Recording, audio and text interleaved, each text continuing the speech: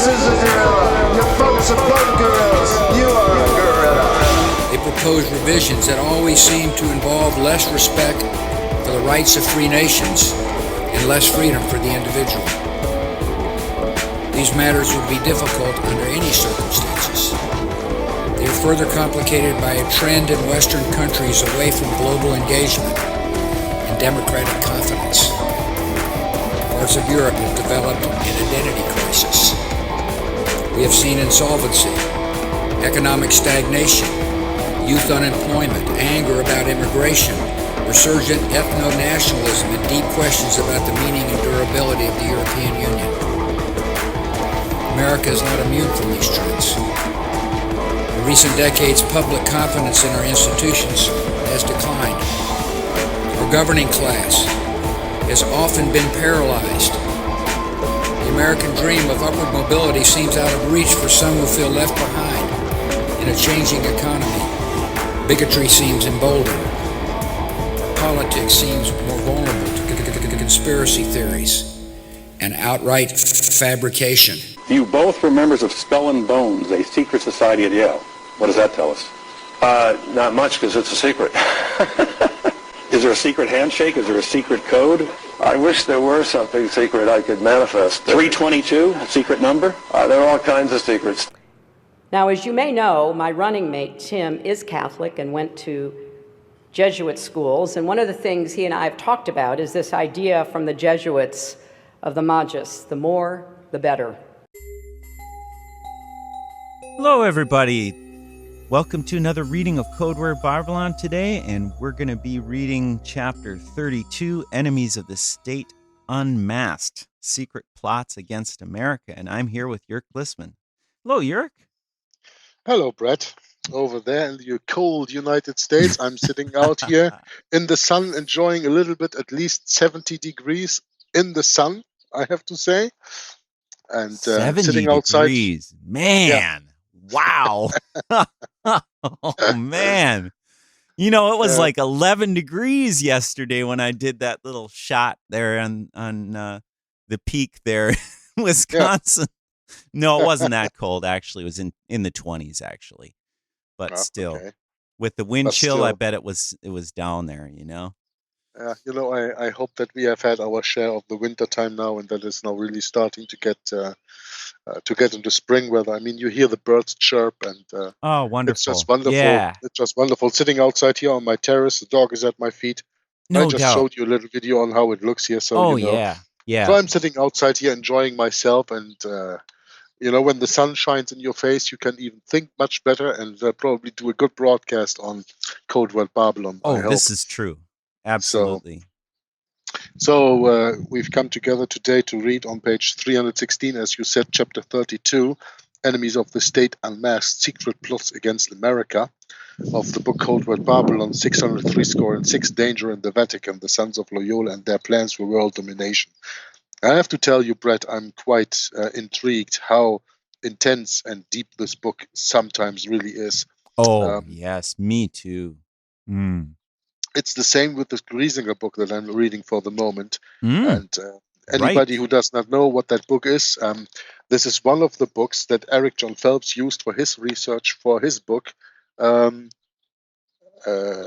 Assassins. Vatican Assassins. Yeah, Wounded in the House of My Friends. Yeah. Yeah, that's one of the books that is very, very hard to get, and that he used for his research. And that's the book that I'm reading in German for the moment.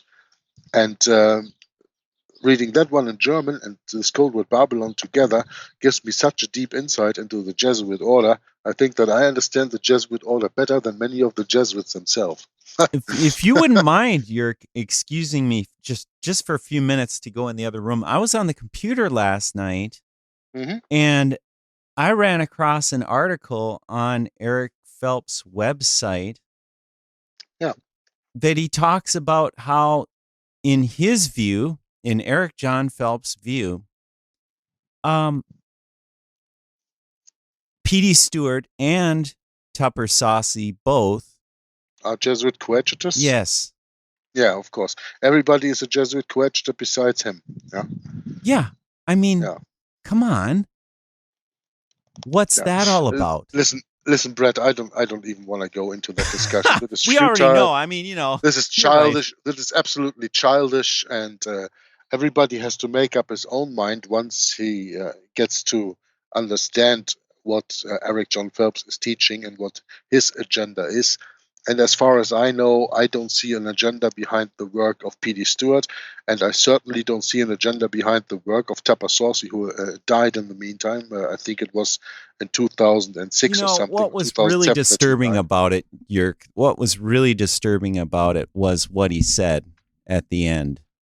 So, Well, yeah, you can come up with that, Brett. You just look it up. I'm going to start reading so that our listeners will enjoy the reading already of please chapter 32. And go ahead. whenever you come back, you just interrupt me, because I'm sitting outside here. You don't have to type anything in Skype because I don't see that anyway.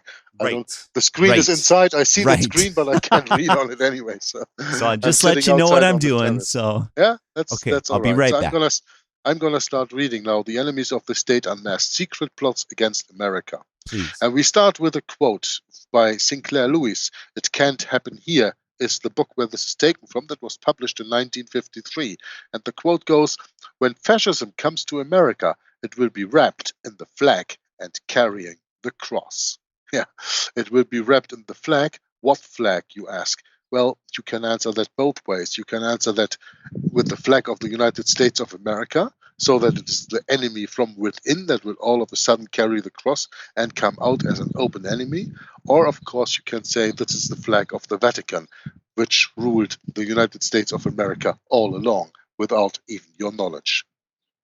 And then we have a second quote that starts this chapter that is taken from John Fitzgerald Kennedy, spoken at the Columbia University on November 13th, 1963, just 9 days before his assassination. They say here 10 days, but his assassination was on the 22nd, and 13 plus 9 is 22, not 10.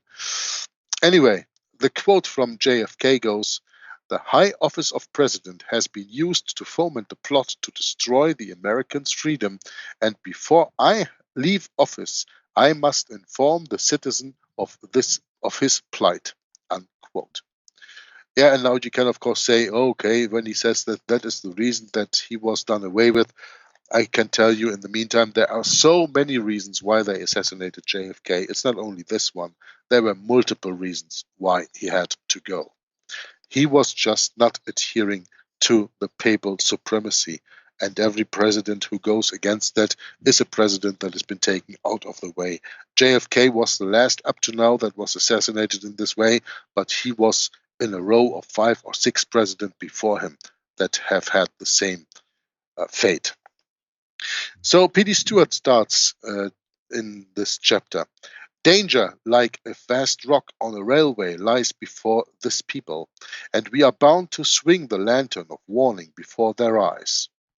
So wrote R.L. Delisle of the impending confrontation soon to explode upon the American people.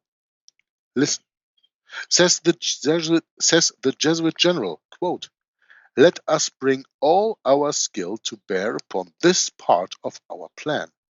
Our chief concern must be to mold the people to our purposes. Doubtless, the first generation will not be wholly ours, but the second will nearly belong to us, and the third entirely." Unquote. Yet, the American people, for the most part, are totally ignorant of these plans. And I have to say that what the Jesuit general says about these generations, the first will not be wholly ours, the second nearly belong to us, and the third entirely, is absolutely true. And they do that, they achieve that by kidnapping or usurping the complete educational system. Starting with kindergarten, with childcare in the early days of the children when they are 2, 2.5, maybe 3 years old and leaving the family for the first time, when they go into school, when they go into universities, into colleges, into seminaries later, when they go into education during their jobs, when they even go into their jobs, because all the economics in the world is led by the Jesuits. And no, that is not a conspiracy theory, and Jörg is not a nutcase to tell you that. No, You just have to no, read. no. It's You just just have to read. obvious. You know, they Yeah, used to call us Generation X, Yerk. yeah. I mean, You come just have on. X marks the spot, man. Come on. you just have to read Revelation chapter 18, verse 23, and there you get confirmation of who is ruling Yeah. the that's right. economics in this world. Sure. Yeah. You got it. That's it. That is it. Simple. So, did you look up the quote that you wanted to share with us, or Oh, shall I yeah. continue? Just give me another paragraph and I'll have it up. I just had to. Well, let's see. Okay. Wait, no, it's right here. Okay, I got it here. Yeah, yesterday in our other broadcast, we were talking about George Washington, correct? Yeah. And here I'm on Eric John Phelps' website, and he says an accurate summary of his Freemasonic life. And it goes on. This paragraph is the link at the end of this article properly concludes that George Washington, the quote unquote father of the AV 1611 Reformation English Bible. How can he say What? this?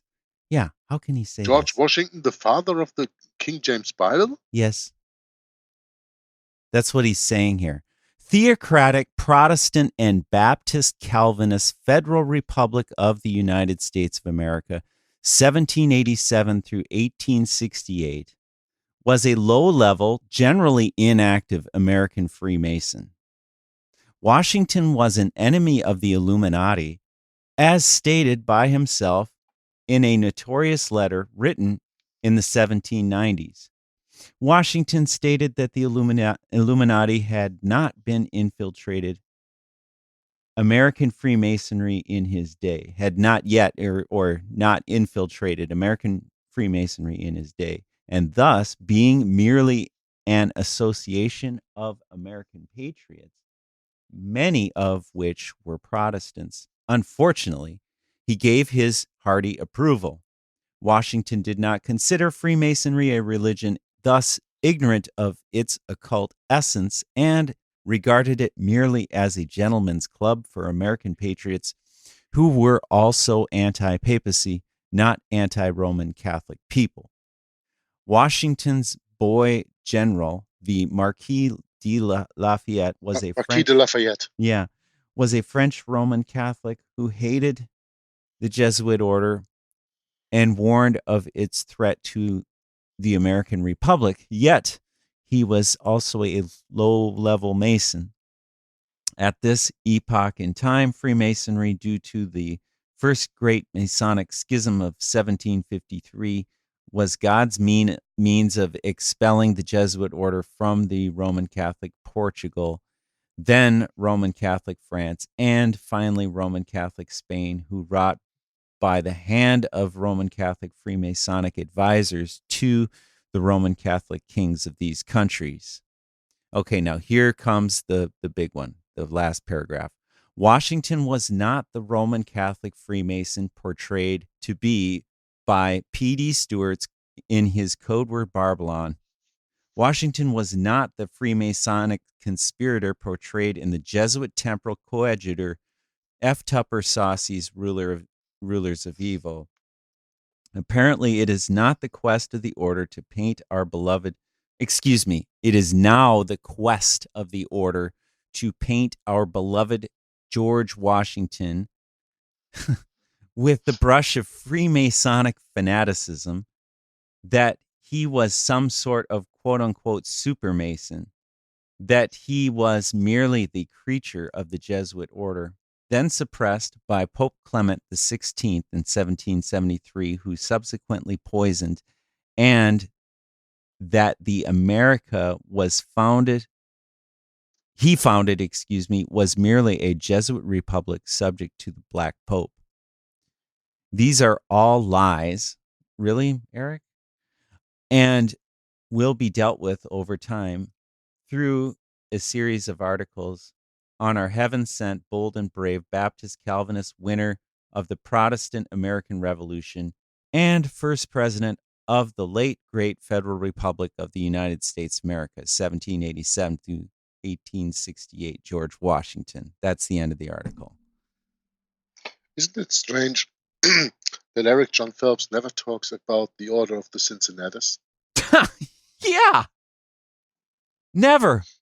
I mean, you just received from me the audios Yeah. I did with Walt Stickel in the time of 2013. That's right. One of the very first times that I was on the internet. Mhm. And we did this 8 broadcast, I think. It was about the Jesuits' connection to 1776. And in that, Mike Luckham, the host of the website Avenue of Light, at the end of the broadcast speaks about that George Washington was the first chairman of the Masonic Order of Cincinnatus. And Tapasausi speaks about the Order of Cincinnatus, and George Washington being the head of that order and he's the only one. Eric John Phelps never speaks about that. Never speaks about it. Eric John Phelps, and I don't even want to go into that anymore. But No. Eric John Phelps is accusing everyone of being a Jesuit coadjutor, and by that, of course, turning away from himself. That is exactly the same policy that the Roman Catholic Church does, pointing to a future Antichrist, while the Antichrist is in the midst themselves. Yeah. And that's the same policy that Eric John Phelps does. And there will always be people who will be betrayed by his teaching, but there are also some people who say, how this guy contradicts himself all of a sudden.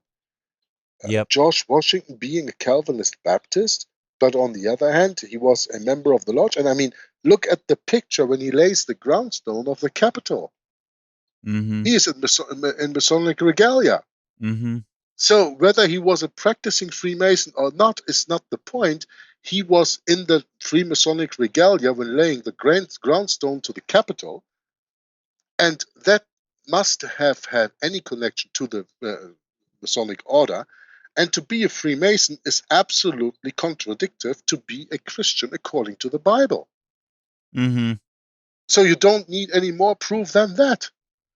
Eric John Phelps seems to me, when I hear what you just read, like a little child that is thrown into the water, that cannot swim, and that is battering all around, jumping all around in the water, just trying to stay above water, treating with the feet and wobbling with the hands and trying to get his head above water. Mm-hmm. Eric John Phelps reminds me of a sinking ship.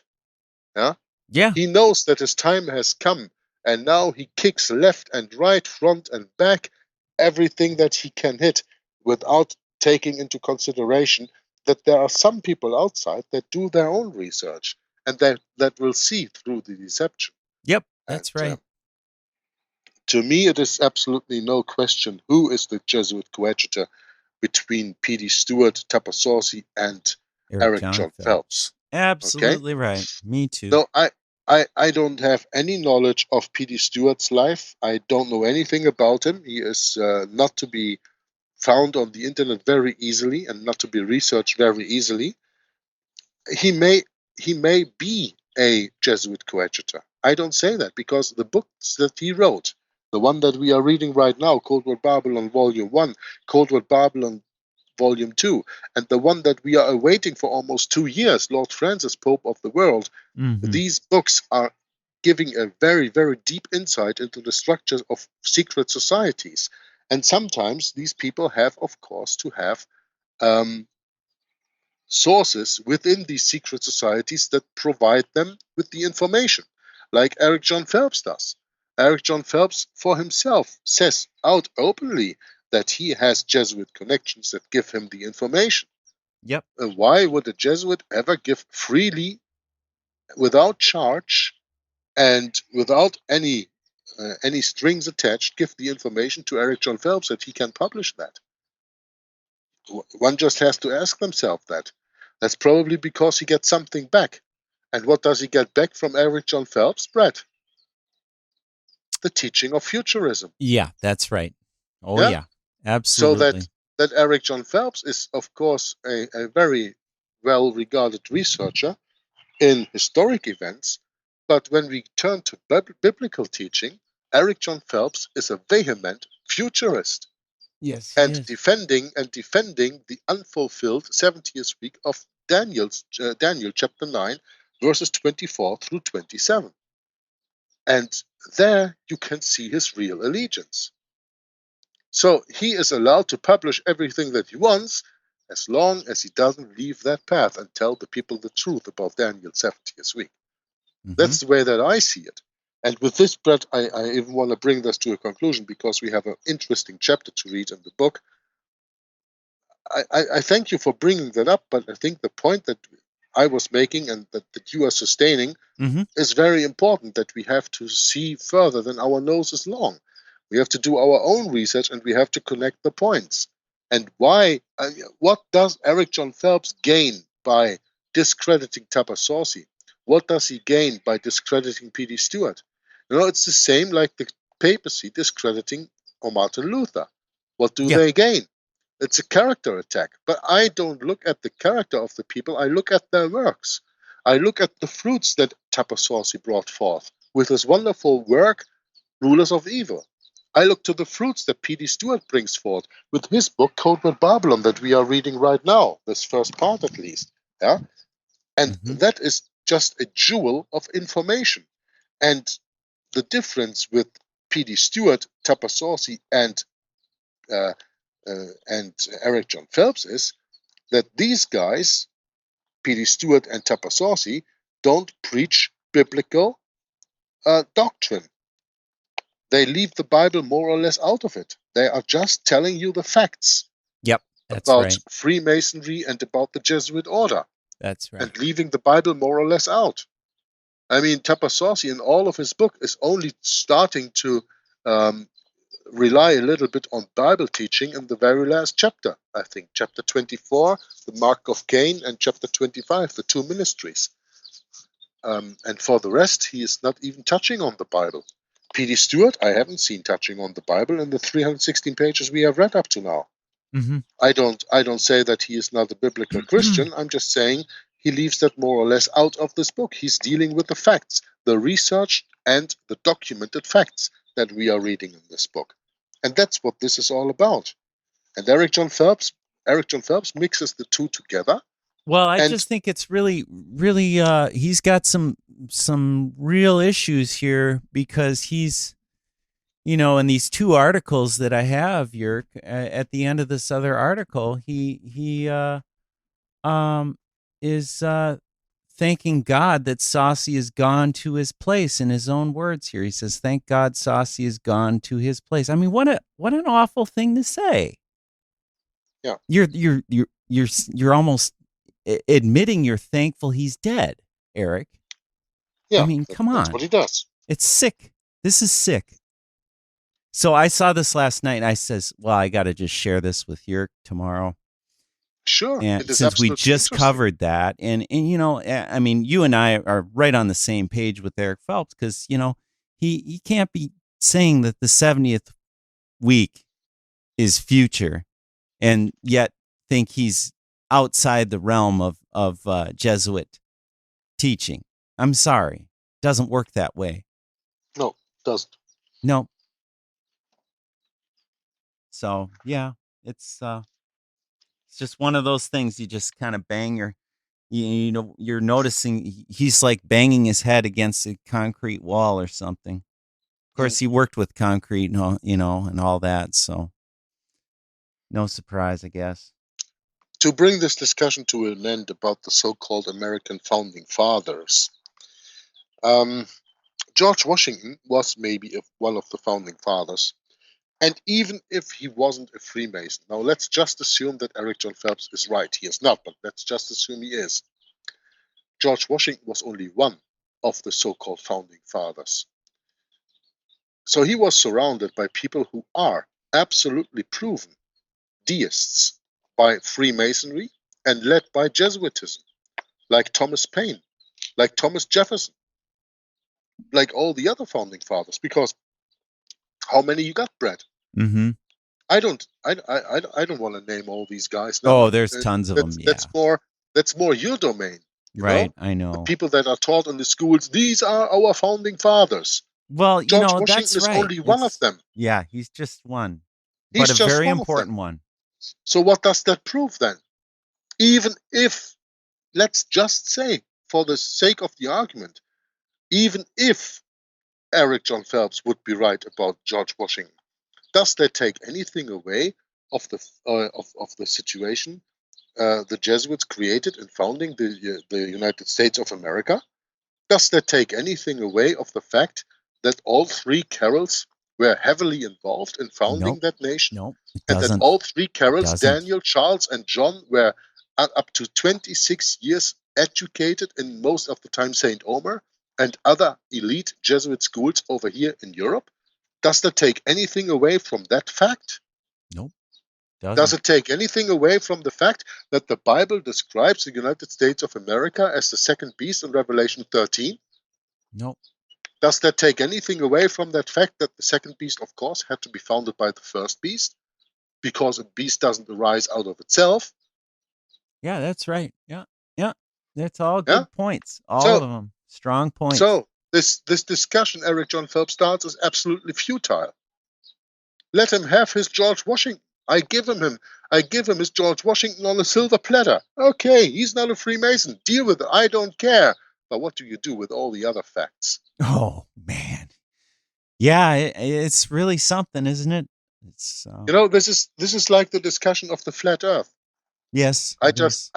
just had a video comment because I was watching a video Mhm. and that also dealt about the flat Earth, and I said I don't care if the Earth is flat or the Earth is round.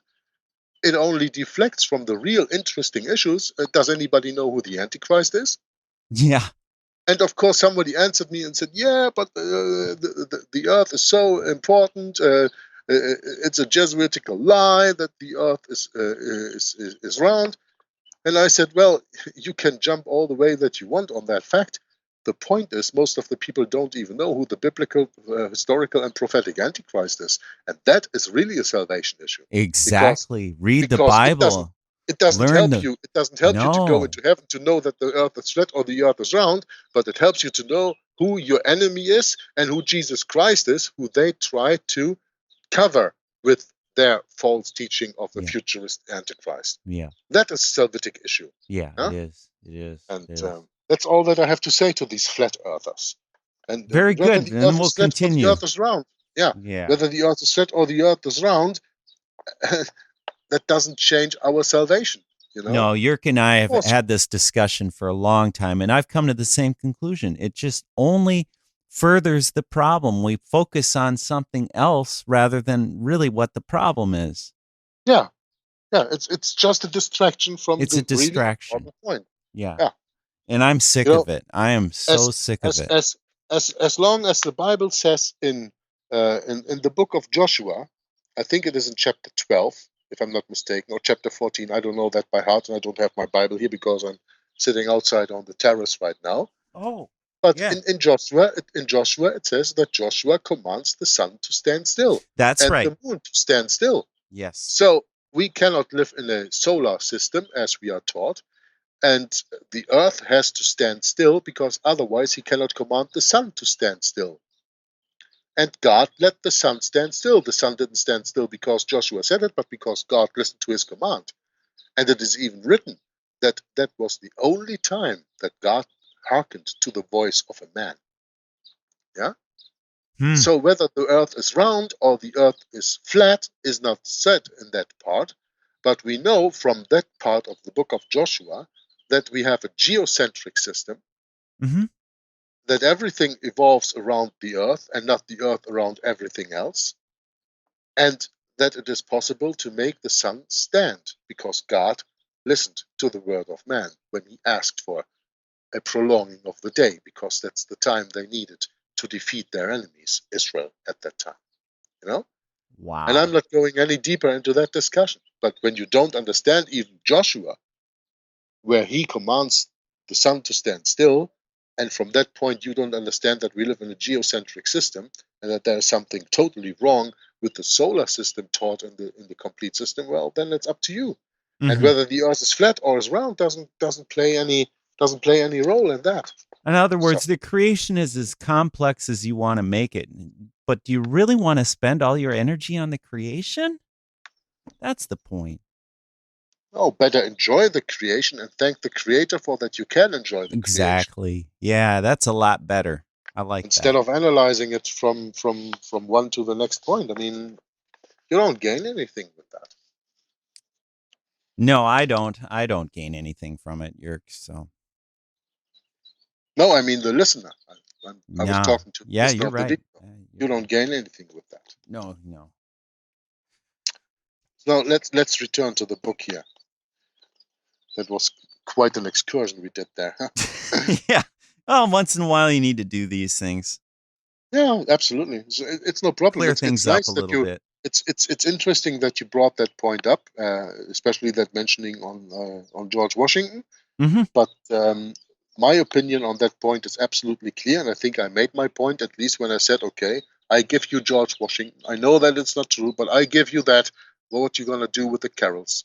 He never mentions the carols, Eric John Phelps. Oof. Huh?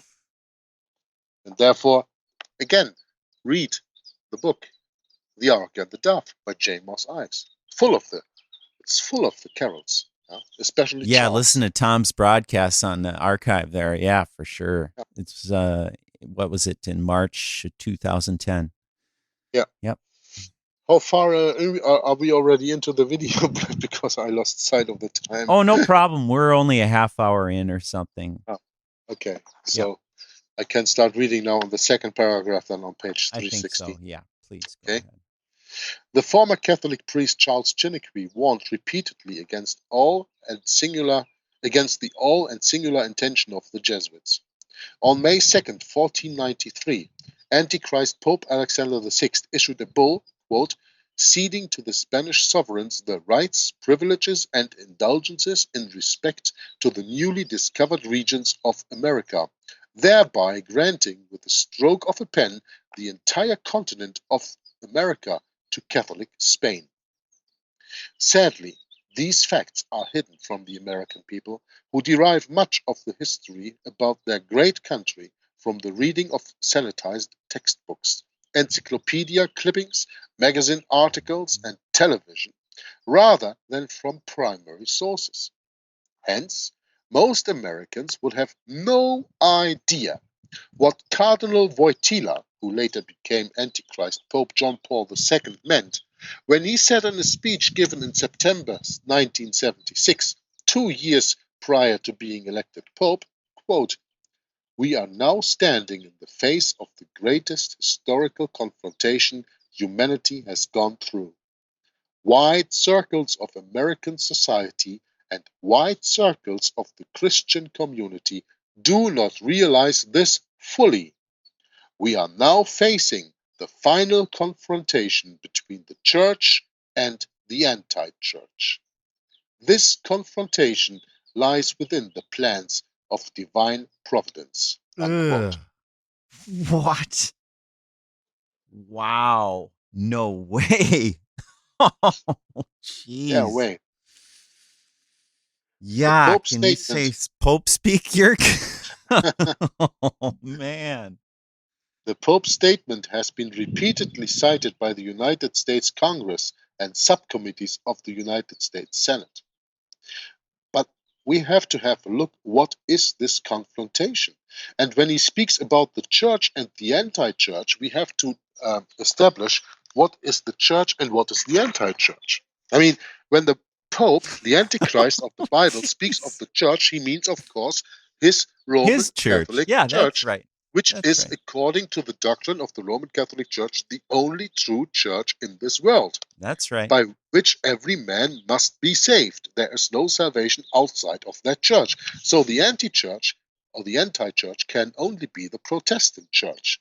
Mhm. And he is speaking this in 1976, 11 years after finishing the Ecumenical Vatican Council II. Mhm. Yeah? And just 5 years before Ronald Reagan turned to the obelisk in his inauguration, giving the Jesuits the sign that the Protestant churches of America had all been successfully infiltrated by the Jesuits. Mhm. Now the author continues, what is this confrontation? The Constitution of the United States of America guarantees liberty of conscience, and freedom of religion. Well, we went into that extensively in the last readings. I don't go into that right now again. But the Pope regards it as an absurdity. Antichrist Pope Pius IX called it, quote, an absurd and erroneous doctrine and a pest, unquote. What will cause the confrontation? Let us hear from Catholic priest Father Hethlon, who gives us a very solid explanation on the matter. Quote, the right of the Holy Catholic Church is paramount to all other rights, individual or collective, state or national. The authority exercised by states belong to the Pope, the Vicar of Christ. He permits them only for a time. So any law, any rights given by the state to the people are only given for a certain time. Yeah? Only for a time, he says. Yeah. Yeah. That's right. The rights guaranteed by the US Constitution will come into direct conflict with the absolutism of the Roman Catholic Church. And if nothing else, 13 centuries of Romanism has taught us that religious intolerance is the bulwark and foundation of the papacy. This leading fact, so often ignored, requires constant repetition. We forget it at our peril. It is true that the Catholics in America take an oath to honor and uphold the Constitution of the United States, but it is equally true that they also take another secret oath to the Pope that absolves them from the former oath to America. This oath reads, in part, quote, I likewise undoubtedly receive and profess all other things delivered, defined and declared by the sacred canons and general council, and particularly by the Holy Council of Trent.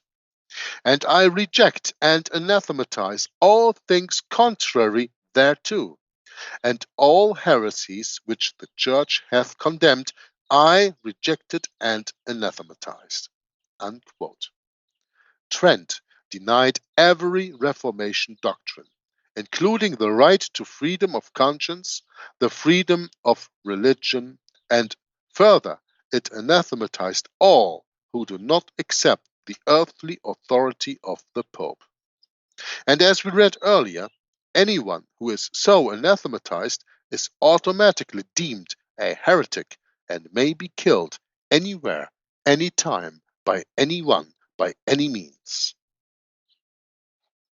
We had a little discussion yesterday in our Bible study where I mentioned that there are actually only two absolutely basic pillars, important councils of the Roman Catholic Church they adhere to still today. The first is the Council of Nicaea in 325, and the second is the Council of Trent between 1545 and 1563. And Brett and Tom both agreed with me. Those are the pillars the Roman Catholic Church is built upon. Now, if my Catholic reader demands to know why we here present these facts, we ask, are you a faithful Roman Catholic? A faithful Roman Catholic? Or are you just doing lip service? And do you accept the doctrines and dogmas of the Council of Trent? If you answer affirmatively, then you are an enemy of our liberty and of our peace, for you agree to anathematize us and call down the wrath of God upon our heads. Therefore, it is not in your mouth to say we are unfair or accuse us of anti-Catholic sentiments. A man cannot demand of others what he is not willing to give himself. On this, I hope, we can agree. The ex-Catholic priest Charles Chiniquy warned, quote, there is a fact to which the American people have not yet given sufficient attention. A fact, says Chiniquy, which has fallen on the ears of deaf men. Unquote. Chiniquy was no ordinary priest. He was professor of belles lettres. That's nice letters if you translate that into English.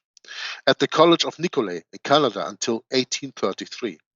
In 1851, he established an extensive Roman Catholic colony at Kankakee, Illinois, in the United States of America, and served with distinction as a priest for 25 years.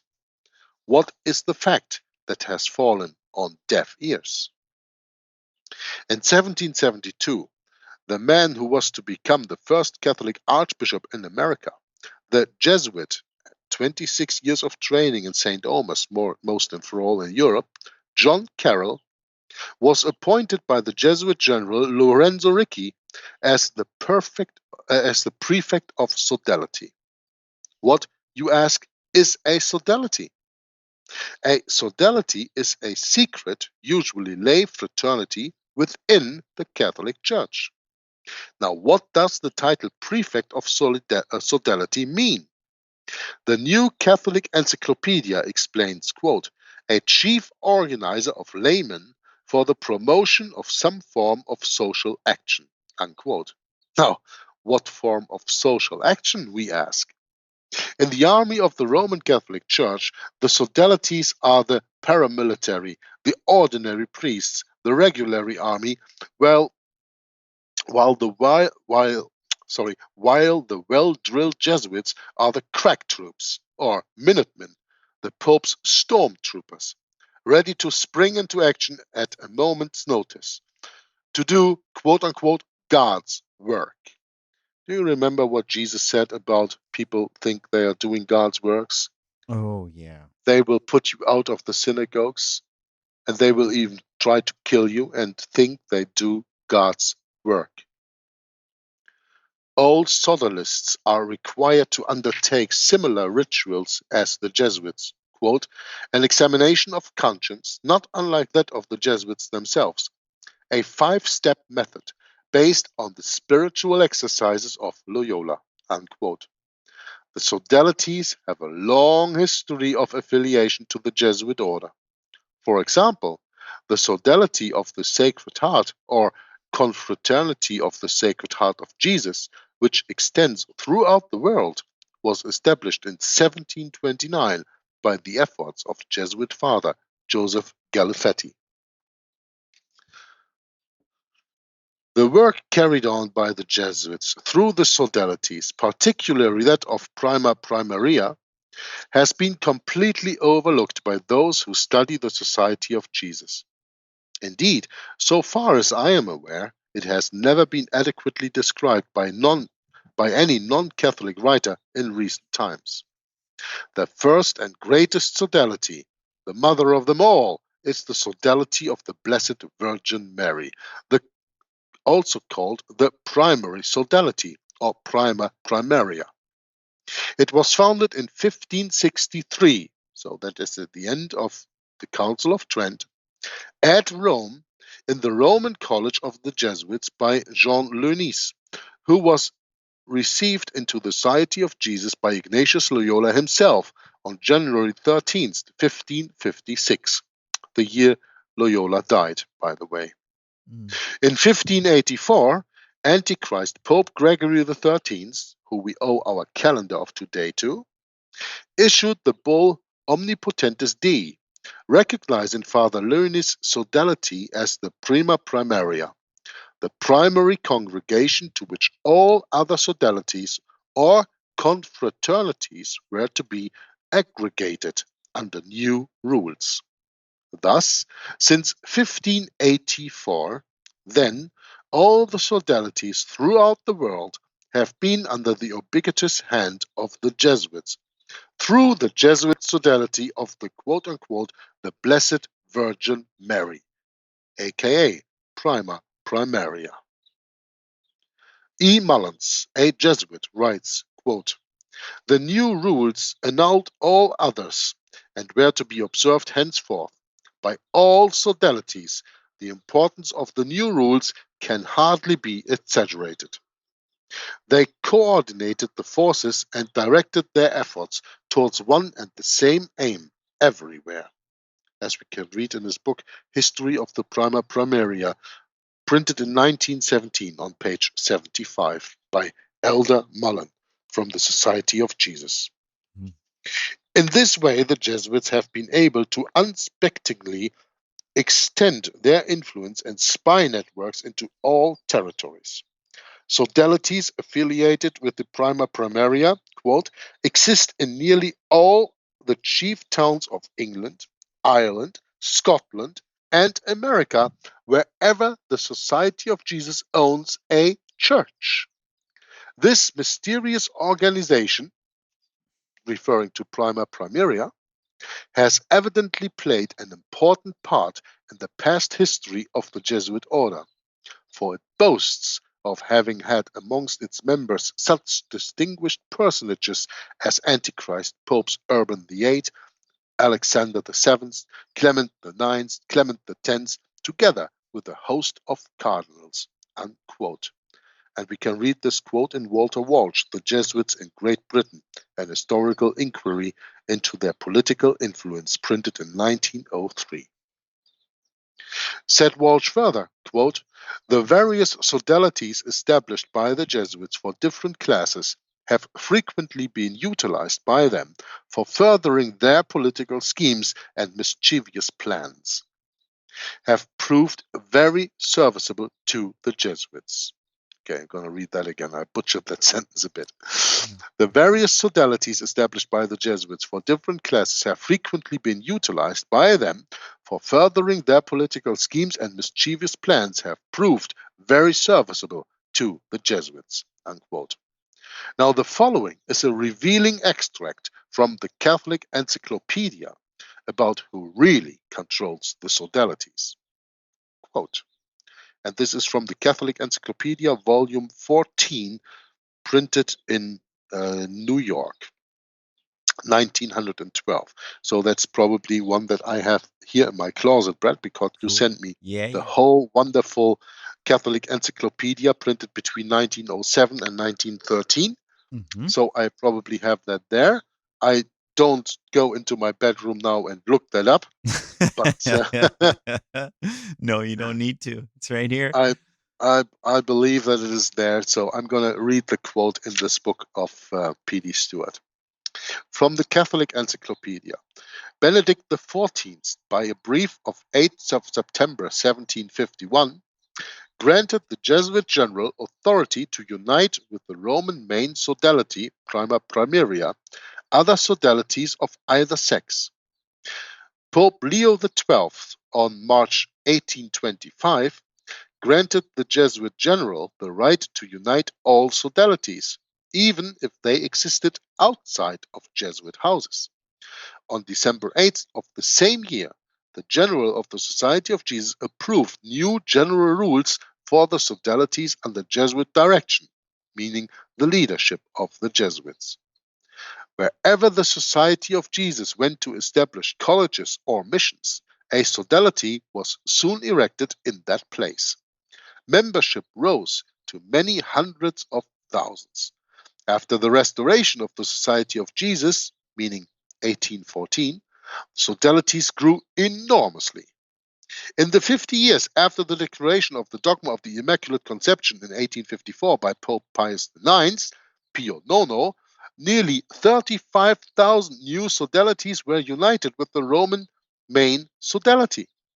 In the year 1910 alone, 1,132 new sodalities were established, of which 178 were in North America.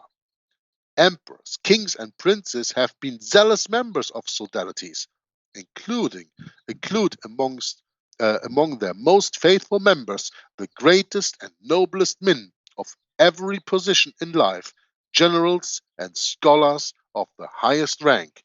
Sodalities are nurseries for youth. Unquote from the Catholic Encyclopedia. This is heavy stuff, eh? Yeah, This is really heavy stuff. It sure is. These sodalities are not mere social clubs. They are not mere prayer groups. They are all secret societies or confraternities, with their secret mission, pledges, and oaths.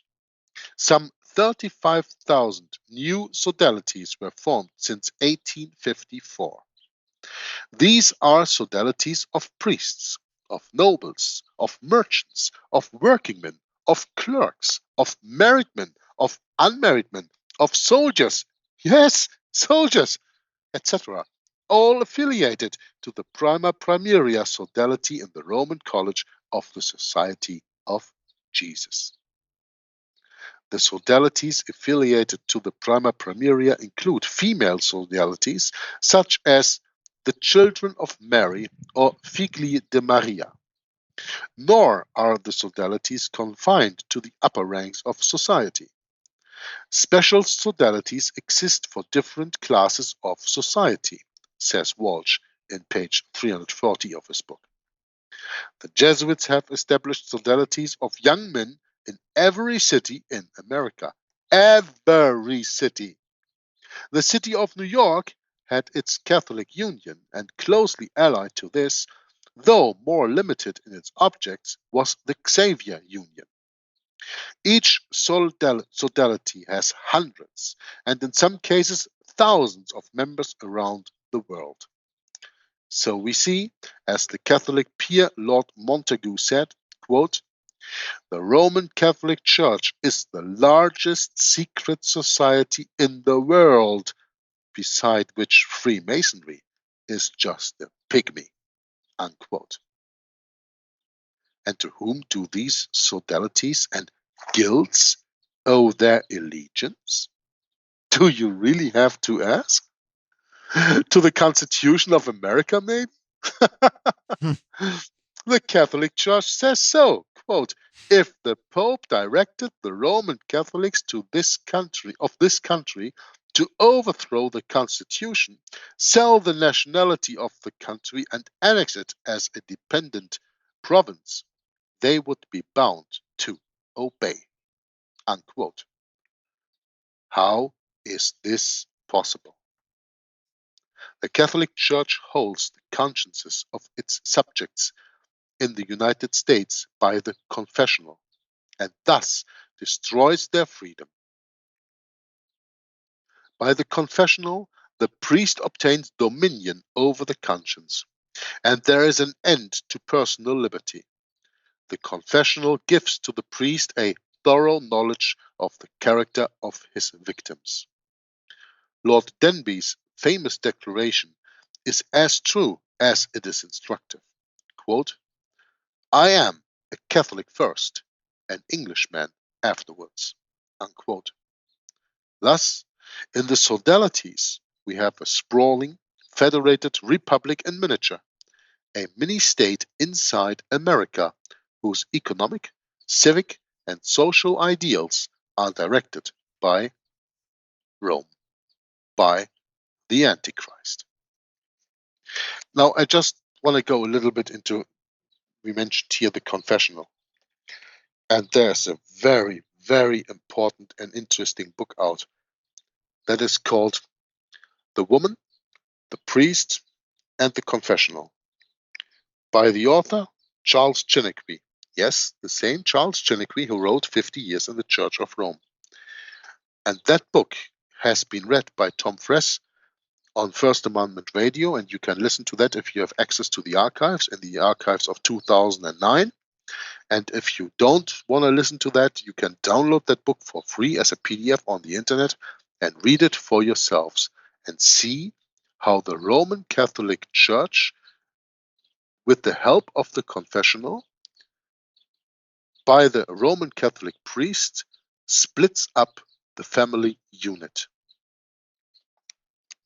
I don't go even further into that. Do your own research. That is a very important and interesting book. In one of my shows on Hour of the Truth, I read, I think, chapter 3 of that book, because it was a very interesting story about a woman who dressed even as a man to follow her priest as a lover all her life. Very interesting chapter to read. And there, of course, you can see what grip the confessional has on the minds and the conscience of the people. That is why, Brett, it is so important that we always remind ourselves that God should be the Lord of our conscience. Mm-hmm. That's right. And the Creator God can only be the Lord of our conscience when we know Him, And that means that we have to study his word. And his word is the uncorrupted 1611 King James Bible. And we always have to remind ourselves of that fact, that we have to have that book, that we have to study that book over and over again, and that by that we have a conscience that is not of our own, but that is by our Creator. Because otherwise we fall for the deception, and we will make a man, the Pope, the Antichrist, the Lord of our conscience. So, we continue in the next part of this book. Sodalities, the Vatican's lay spy network. The Canadian Parkman writes, quote, "There exists in Quebec, under the auspices of the Jesuits, an association called the Sainte Famille. They meet in the cathedral every Thursday with closed doors, where they relate to each other. Where they relate to each other, as they are bound by a vow to do. All they have learned, whether good or evil, concerning other people during the week." Nino Lobello, who lived and worked in Rome, confirms in his book, The Vatican Papers, that, quote, "The Vatican spy network has the most efficient and widespread system of espionage in the whole world, outclassing even that of the Russian KGB." Well, I just have to make a little comment here, Brett. You probably know what I'm going to say, right? Go ahead. I don't actually. When it says here the Vatican spy network has the most efficient and widespread system of espionage in the whole world, outclassing even that of the Russian KGB, that is because all the intelligence agencies of the world, the KGB, the CIA, that's right. the German defense system, the Mossad, the Israel one, all these intelligence agencies are all subdued by the Jesuit order. They are all under control of the Jesuit order. Yep. So, of course, the Vatican spy network, every intelligence agency in the world is part of that Vatican spy network. And of course, that is outclassing the Russian KGB, because the Russian KGB is just part of the Vatican spy network. Mm-hmm. You will understand that when you read the books of Avro Manhattan. Yep, that's right. Yeah? But not everybody knows that, so I thought that would be an interesting note to make here. Yep. Now, he says that among the Vatican's many agents are members of a group known as Sodalitium Pianum, meaning Solidarity of Pius, or League of Pope Pius V, which includes every priest, nun, and monk anywhere on earth. Sodalitium Pianum, more widely known as Guards Underground, was the reactionary papal secret spy organization established by Pope Pius X. Historian John Cornwell confirms that Pope Pius X did indeed introduce a secret society called the Sodalitium Pianum in 1909 for the sole purpose of espionage. That's the way I have to pronounce it in English, right? Yeah, that's it. Yep, you got it. Okay. According to Lobello, this faithful army consists of more than 2.5 million people, including many full-time trained agents, diocesan priests, regular priests, seminarians, religious males, and nuns. Excuse me. Mm-hmm. I just had a cough. Apparently, so they would have us believe, Sodalitium Pianum was suppressed in 1912. It's always interesting to, of course, suppress something, and in fact not changing anything with the suppression of the Jesuit order. As an example, in 1773 we have the same, only to re-emerge in 1915. That's just 3 years later, to again be suppressed in 1921. But that is by the by, or as Tapasauce probably calls it, a blown cover as cover. Mm-hmm. Right.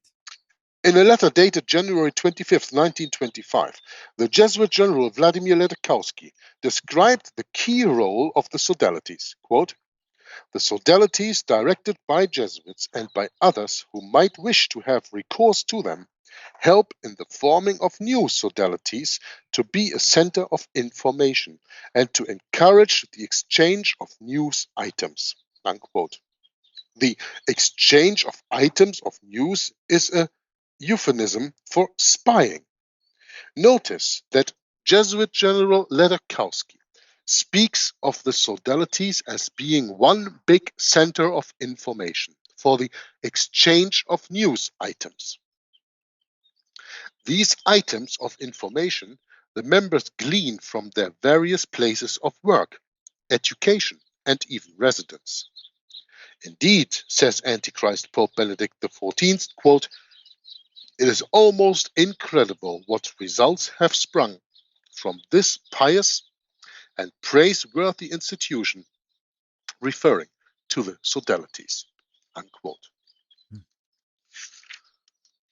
The next part of this chapter is called Catholic Action. Danger ahead. Stop. Look. Listen. In 1948, the Say, Apostolic Yerk. Constitution. I'm sorry. I have to interrupt. I Yeah? said I would be at my neighbor's at 10:15. It's 10:15 Oh, yeah, right now. Oh, okay. Okay. I So, don't have a clock here. I'm just walking down my terrace up and down here while reading. I don't bet you have are. put on There's a a lot clock. of detail. We're well in the swing of this now. I mean, I hate to break this up, but Well, it's okay. When we have reached about an hour of broadcast, it's okay. And we're going to keep this Catholic Action then for the next time, Brett. And yes, we Catholic Action. still have a few pages Now- to go. It's just 1, 2, 3, 4 pages of this chapter, and then we go into the next one. And well, we'll see. That when we reminds have me time. of something. read You know, again.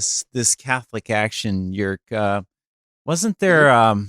What was it in Yugoslavia? They had the Catholic Action there. What was the name of that again? Ustashi? Is that? Yeah. Doesn't that mean Catholic Action? No. You have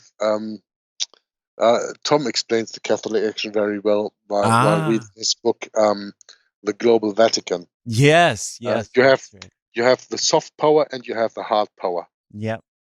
That's and right. that is Catholic action. When the Catholics go into action, Oh yes. they choose whether the soft power or the hard power. Got it. And Tom explains that very well during Oh, his cool. reading of the Global Vatican. Okay. Thank you. Yeah. Cool. No need to thank. All right. No, it's good. It's research. You know, none of us can retain everything, Yerk. It's just too much. That's true. It's good to That's have. why we are called the pieces. body of Christ, Brett. Yep, that's right. Everybody plays his little part, and we all together are the body of Christ. That's right. Okay, thanks for the invitation today, for the reading. I very much enjoyed myself, certainly sitting outside or running outside here on my terrace in the sun. Yeah. And you go and help your neighbor, and we'll see if we talk later today again. Let's see what the day will bring. Sounds To good. our readers, to our readers of the book who follow the reading of the book, who follow watching these videos and listening to these videos, I just want to say, never ever forget to, first and for all, do your own research, and second of all, base all your research on the 1611 King James Bible.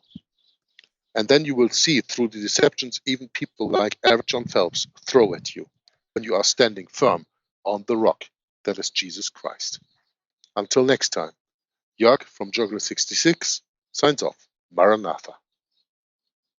Bye-bye, everyone. We'll see you then. See you next time. Bye-bye.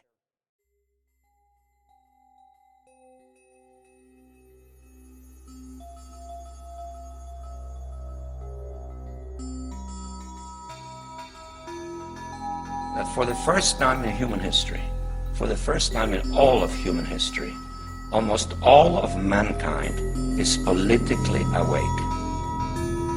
And these new and old major powers face still yet another novel reality, in some respects unprecedented. And it is that while the lethality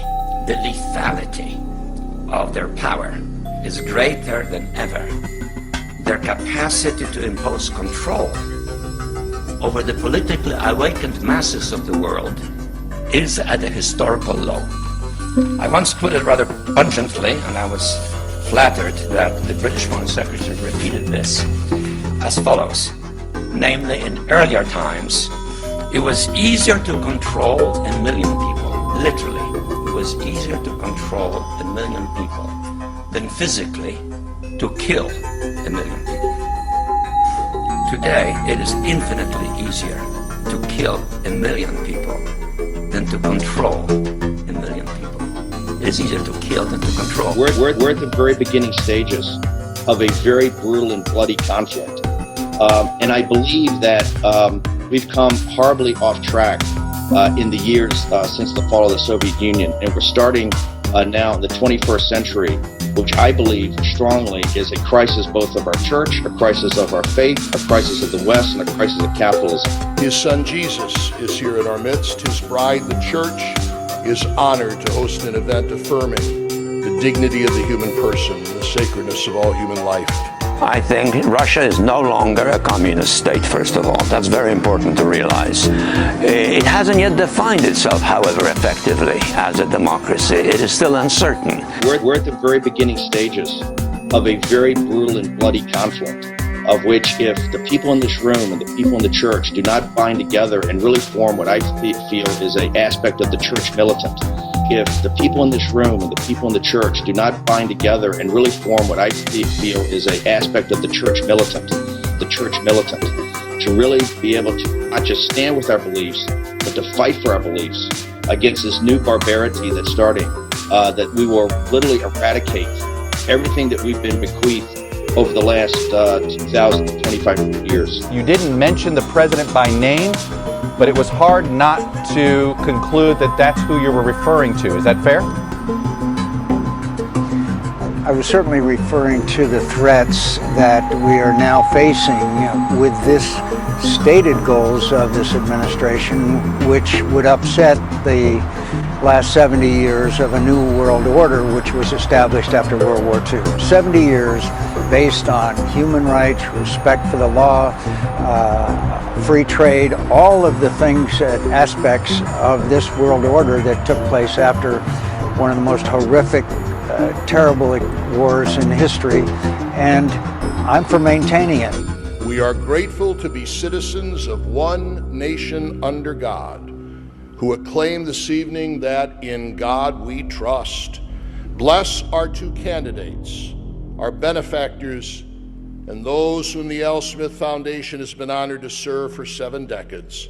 Guide us safely home, both this evening and for all eternity, through Christ our Lord. Amen.